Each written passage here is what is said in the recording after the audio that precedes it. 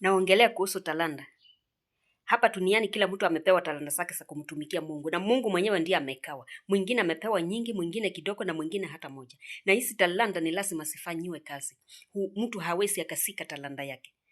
Na ukiangalia katika Biblia, Mathayo 7:6 inasema hivi: tusihukumu tusije tukahukumiwa.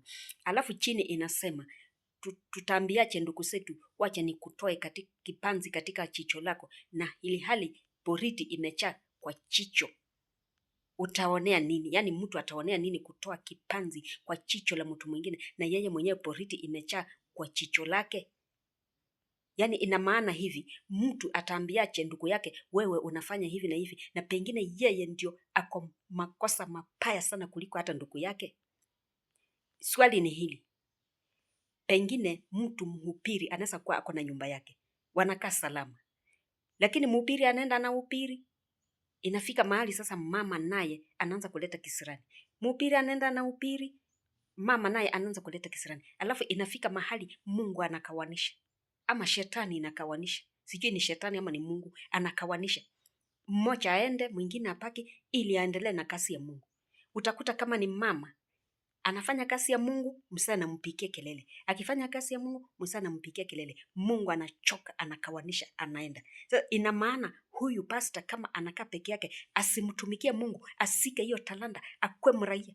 Ina maana mama penye ako ameenda na yeye ni mtu wa kumtumikia Mungu, asike talanta yake, asifanyie Mungu kwa sababu alitoka kwa ndoa. Maana Mungu anasema tusihukumu, na watu wanahukumu wengine sana. Yaani hawajui wanahukumu nini. Maana mtu kama mhubiri akisimama mbele na pengine bibi yake alienda, utasikia ama koboleke na ana koboleke, atatuambia nini? Na nyumba imemshinda. Utakuta mama akisimama mbele anahubiri ama anashauri, pengine anashauri watu, utasikia naye atatuambia nini, anatushauri nini? Kwani ina maana kama mtu pengine ndoa imemshinda, aambie vijana wasiolewe kwa sababu yeye ndoa imemshinda, ama inafaa awaambie wasimame imara katika ndoa? Inafaa huyu mchungaji aambie watu wasioe kwa sababu ndoa imemshinda, ama inafaa atie watu moja awaambie nyinyi mjikase katika ndoa, mkae salama, mkue watu watakatifu? Ni lipi vizuri?